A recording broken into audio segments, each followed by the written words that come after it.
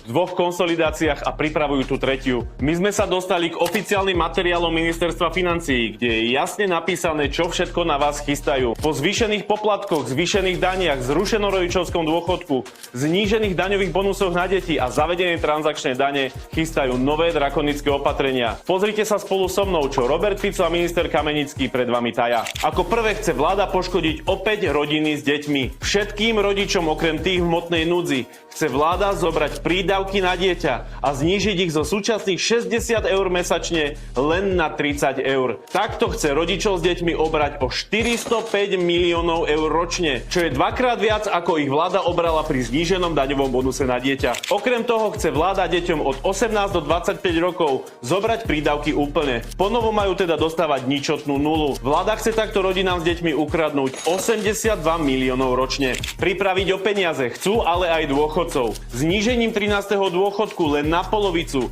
chcú z peňaženky všetkých dôchodcov vyberať 415 miliónov eur každý jeden rok. Okrem toho chcú zrušiť aj prvú valorizáciu dôchodkov. To znamená, že tí, ktorí na dôchodok prídu, ho budú mať automaticky nižší. Takto chce vláda ľudí ošklbať o 45 miliónov eur ročne a dokonca vo svojich oficiálnych dokumentoch píšu, že takto znížia motiváciu odchodu do dôchodku. Súčasná vláda chce, aby ste robili viac za menej peňazí. Vláda nezabudla, že chce ošklbať aj nezamestnaných. Síce kvôli ich drakonickým daniam a transakčnej dani ohlasilo už 5 fabrík, že na Slovensku končia, no oni chcú ošklbať aj tých, ktorí o prácu prišli. Aktuálna dávka v nezamestnanosti je na úrovni 50% vašej hrubej mzdy. Tu dostávate od štátu po dobu 6 mesiacov.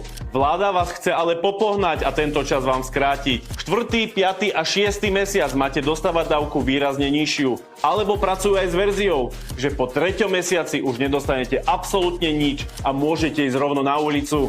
Takto vás pripravia o 89 miliónov eur ročne. Vláda Roberta Fica na vás chystá nové a nové ožobračovanie. Na sebe šetriť nevedia, majú dvojnásobné platy a doživotné renty. No vám z peňaženiek peniaze vyťahujú neustále. A my hovoríme, že stačilo. Tieto opatrenia si môžu strčiť za klobúk. Moje meno je Julius Jakab a strážim vaše peniaze. Sledujte ma na Facebooku, Instagrame alebo TikToku a budete vedieť viac.